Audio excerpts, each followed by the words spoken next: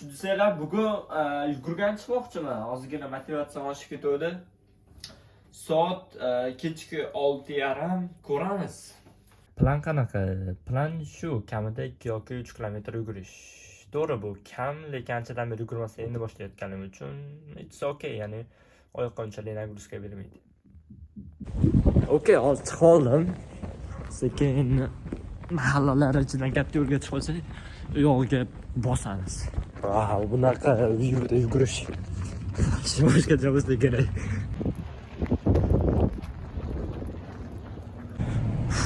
Okay.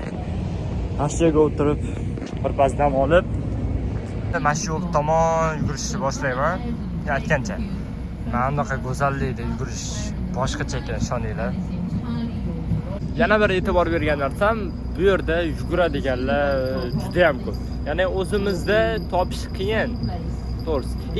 Ikkinchi narsa, bu yerda yugursam, ya'ni hech kim e'tibor bermaydi, hech kim qaramaydi. O'zimizda yugurib ko'rganman, ertalab hamma bir g'alati ko'z bilan qaraydi. Bu cho'ta jinni bo'lib qolib, aytganimdek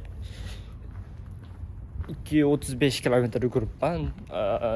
Birinchisiga charchaman deb o'yladim, bilmadim unchalik charchoq. Nimagadir. Bilaman, videolar sifati shiddatdalar.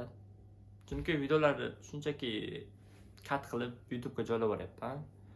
Sababi hech qanaqa balans topolmayapman. Ya'ni o'qishim, YouTube va sayt proyektlarim o'rtasida to'g'ri balans ushlash yo'lini topolmadim.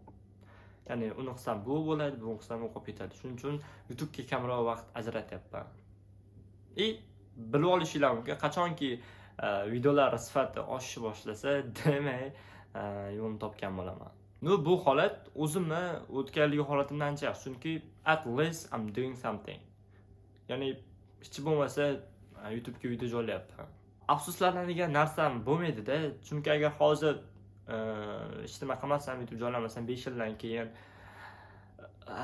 o'sha paytda video qilsam bo'lar ekan degandan ko'ra, hozir qilib turib, o'xshamasa 5 yildan keyin u paytda qiluvdim, o'xshamadi deb afsuslangandan ko'ra shunaqa deb gapirib qo'ygan yaxshi. Xullas, o'zi YouTube'ga video qo'yishni ham 2 yil bahona qilganman. Ya'ni men bunaqa narsam bo'lsa keyin qo'yaman, bunaqa bo'lsa keyin qo'yaman. Hozir ham bahona qilyapman. Ya'ni qachonki vaqtim bo'lsa keyin bosib qo'yaman deb. Xudo xolisa videolar sifati oshadi.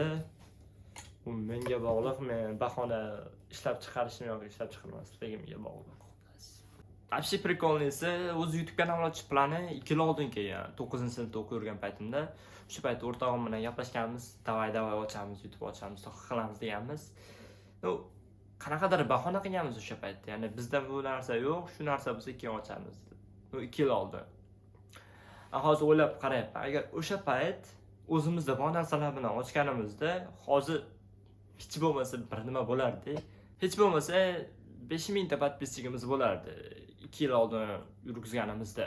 Hozirgidaqa afsus qilmasdik, to'g'risi. Xullas shunaqa. Yana bitta ko'zni qonatadigan video tayyor.